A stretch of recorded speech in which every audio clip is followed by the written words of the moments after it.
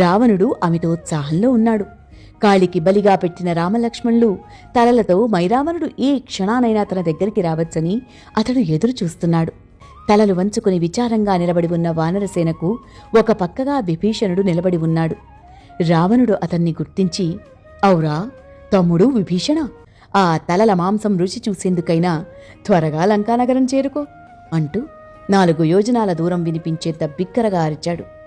రావణుడి మాటలు వింటూనే విభీషణుడు చెవులు మూసుకున్నాడు. అతడి కళ్లల్లో నీళ్లు తిరిగాయి.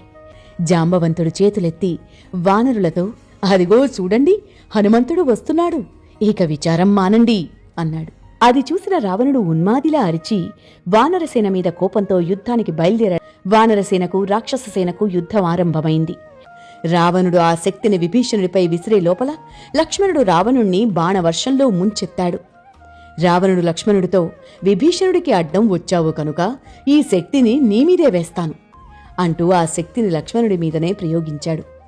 రాముడు ఆ శక్తిని శపిస్తూ, నువ్వు వ్యర్థమగుదువు కాక అన్నాడు.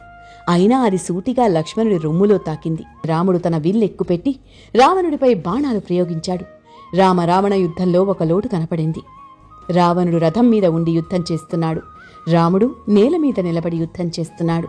ఈ లోటు సరిచెయ్యడానికి ఇంద్రుడు తన సారథి అయిన మాతలి చేత తన రథాన్ని భూలోకానికి పంపాడు. దానికి బంగారు నగిషీలున్నాయి.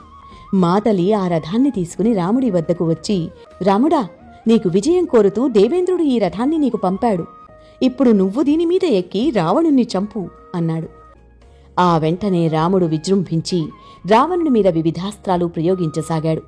తన రథం ఆ విధంగా యుద్ధభూమిని వదిలి కొంత దూరం పోగానే రావణుడు తేరుకుని రథసారథిపై ఆగ్రహం చెంది, వెంటనే రథాన్ని యుద్ధరంగం మధ్యకు నడుపు అన్నాడు. ఈ పరుషవాక్కులకు సారథి ముఖం చిన్నబుచ్చుకుని రావణుడితో, మహారాజా, నీ క్షేమం కోరినవాణ్ణి కనుకనే రథాన్ని యుద్ధరంగం నుంచి దూరంగా నడిపాను. నీవు బాగా అలసిపోయి ఉన్నావు.